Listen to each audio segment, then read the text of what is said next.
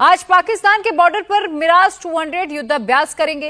Rafale Sukhoi 30 भी आज Bharat Pakistan border में प्रैक्टिस करते हुए नजर आने वाले हैं। आज राजस्थान के रेगिस्तानी इलाके में जबरदस्त वॉर एक्सरसाइज होगी। पाकिस्तान बॉर्डर पर 2 दिन तक हवाई अभ्यास होगा। यह युद्धाभ्यास ऐसा होगा जिसे देखकर पाकिस्तान की नींद उड़ जाएगी। मतलब पूरी तरीके से साफ है कि आज भारत जो कुछ भी करेगा उसे लेकर पाकिस्तान में जबरदस्त हलचल है। वहां की सरकार, वहां के लोग बस यही चर्चा कर रहे हैं कि आज हिंदुस्तान क्या करने वाला है, आज हिंदुस्तान में क्या क्या होगा। इसको लेकर इस्लामाबाद से रावलपिंडी के आर्मी हेडक्वार्टर तक डिस्कशन हो रहा है। पाकिस्तानी चैनल्स पर भी इसी दिन को लेकर कमेंट्री हो रही है, क्योंकि हिंदुस्तान में 54 साल के बाद एक साथ 259 बंकर बनेंगे। एक साथ हिंदुस्तान में वॉर एक्सरसाइज होगी और आज की एक्सरसाइज कैसे होगी उसकी पहली झलक आप अभी देखिए।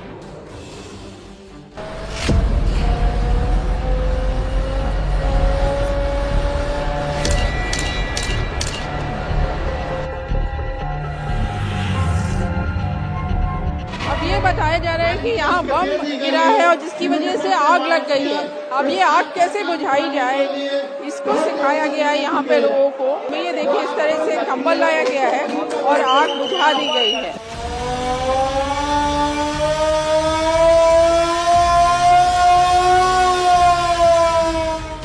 नागरिकों को अलर्ट करना है। अगर युद्ध की परिस्थिति निर्माण होती है तो उस समय में सभी जो नागरिक हैं उन्हें सूचना देनी जरूरी है। ऐसे में सायरन का बजना जरूरी है, इसलिए सभी इलाकों में मुंबई के सायरन को टेस्ट किया जाए।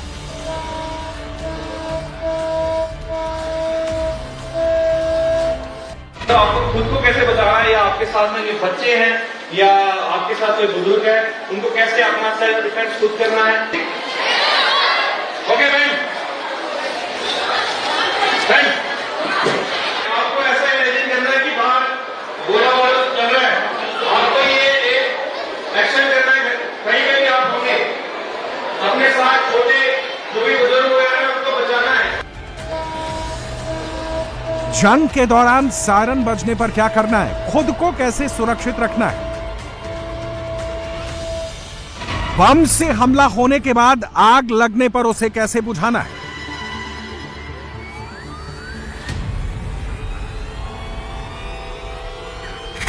हमले में घायल लोगों को कैसे बचाना है, कहां पर उन्हें ले जाना है।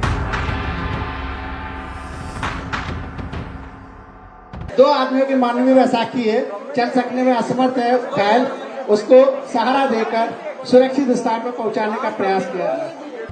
जमीन पर घायल पड़े लोगों को कैसे सीपीआर देना है, जमीन पर बेहोश पड़े लोगों पर पानी के छींटे मारकर और पानी पिलाकर कैसे होश में लाना है।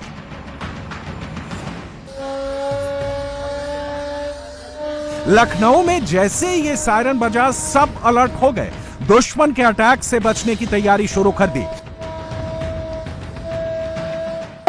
लखनऊ में ये पुलिस लाइन है और यहाँ पे मॉकड्रिल की तैयारी शुरू हो गई है। सायरन बज रहा है, ये सायरन बजा रहे हैं, सिविल डिफेंस के लोग हैं और सबको अलर्ट किया जा रहा है। कल यहाँ मॉकड्रिल होगी लेकिन आज ये तैयारी है और ये सारे लोग देखिए, जितने लोग हैं ये सब अलर्ट मोड पे हैं और ये सब सिविल डिफेंस के, पुलिस के लोग हैं और यहाँ पर तैयारी पूरी है। सब लोग सायरन इधर बज रहे हैं और ये लोग हर तरह से तैयार है। इनको बताया जा रहा है कि अगर इस तरह का सायरन बजता है तो क्या करना होगा। इस तरह से ये सारे लोग आपको जमीन पे लेटे हुए, कान बंद किए हुए यहाँ नजर आएंगे। एक लंबी कतार है यहाँ लोगों की और जो सायरन बजने के बाद अलर्ट मोड में आ गए हैं। क्योंकि दुश्मन अटैक करेगा तो ये सिर्फ बॉर्डर पर नहीं होगा, जंग की जद में बॉर्डर ही नहीं शहर भी आएंगे। दुश्मन देश जब अपने फाइटर जेट से बमबारी करेगा तो आग भी लगेगी। ऐसी सिचुएशन में क्या करना है, कैसे बचना है, इसका सैंपल देख लीजिए।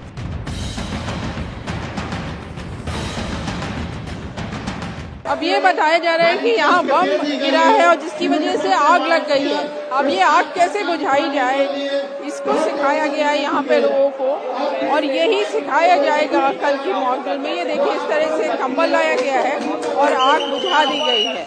जंग में बमबारी होने पर, रॉकेट से अटैक होने पर लोग बड़ी संख्या में घायल भी होंगे। दुश्मन देश की बमबारी के बीच कैसे घायलों को बिना स्ट्रेचर के अस्पताल ले जाना है वो भी देख लीजिए।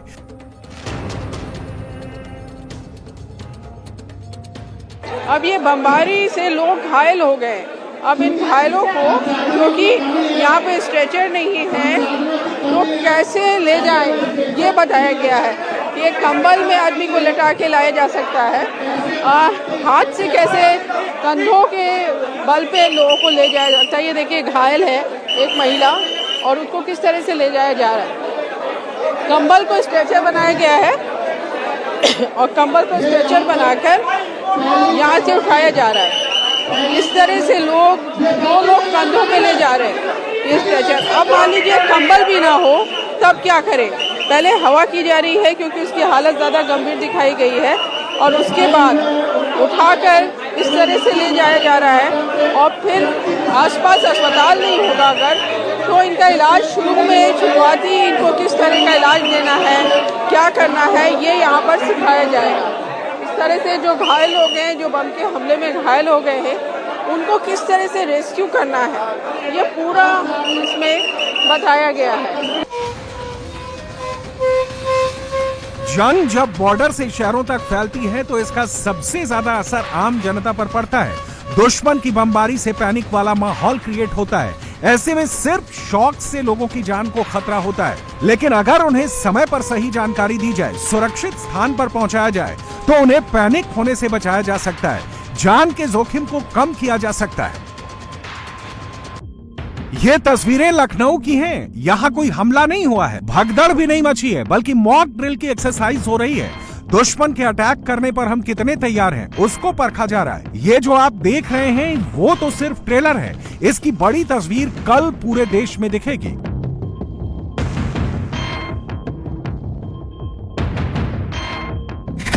देश के 259 जिलों में जंग का सायरन बजेगा।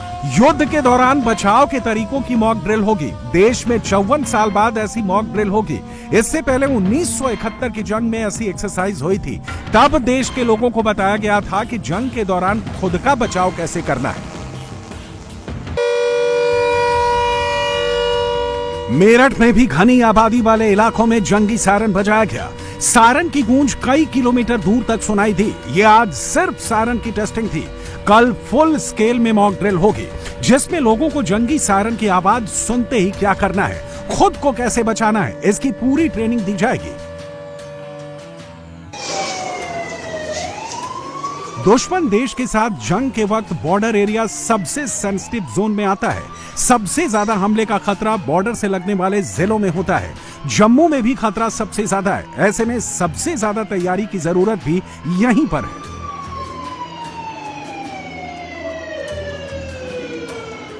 खुद को कैसे बचाना है, या आपके साथ में जो बच्चे हैं या आपके साथ कोई बुजुर्ग है, उनको कैसे अपना सेल्फ डिफेंस खुद करना है। जम्मू में स्कूलों में मॉक ड्रिल की रिहर्सल करवाई गई। इमरजेंसी सिचुएशन में खुद को और दूसरों को सुरक्षित रखने की ट्रेनिंग दी गई।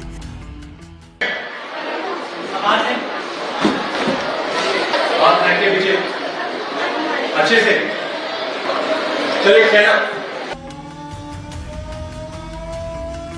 सायरन बजते ही स्कूलों में मौजूद बच्चों को क्या करना है, कैसे टेबल के नीचे बैठकर खुद को बचाना है, इसके बारे में बताया गया। ठीक है, आपको क्या करना है, जब आप क्लासरूम में बैठे हो, ठीक है, आपने डेस्क के नीचे अपने आप को सेफ रखना है। ठीक है, घर पे हो, बेड के नीचे, ठीक है, या कोई और चीज उसका शेल्टर लेना, ठीक है, उसके नीचे चले जाना है खुद को सेफ रखने के लिए। ठीक है, सेल्फ डिफेंस के लिए। इसीलिए आपको बताया जा रहा है क्लास में कि अगर ऐसा कुछ बनता है माहौल तो आपको कैसे क्या करना है। ओके, तो अब स्टार्ट करते हैं। Okay, start. अच्छे से ट्रेनर ने बच्चों को जंग के समय खुद को सुरक्षित रखने की डिटेल ट्रेनिंग दी। स्टूडेंट्स ने भी एक एक डिटेल को ध्यान से फॉलो किया। बच्चों ने अटैक में खुद को बचाने की एक्सरसाइज करके दिखाई। रेडी? Okay ma'am, stand.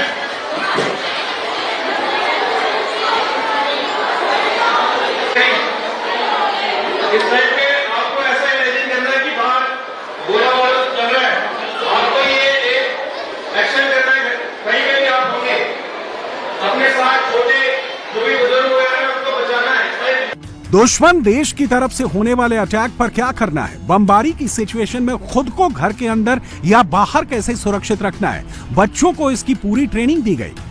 कोई भी पहलगाम को छोड़ के अगर कुछ भी और भी अगर ऐसा कुछ हो जाता है इंसिडेंट, तो खुद को कैसे बचाना हमें।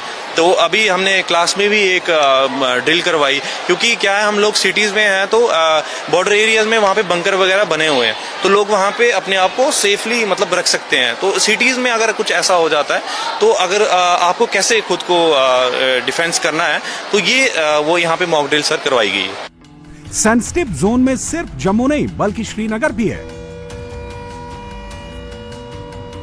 यहाँ की फेमस डल लेक में टूरिस्ट बोटिंग का मजा ले रहे थे, तभी हमले की वजह से अचानक बोट पलट जाती है।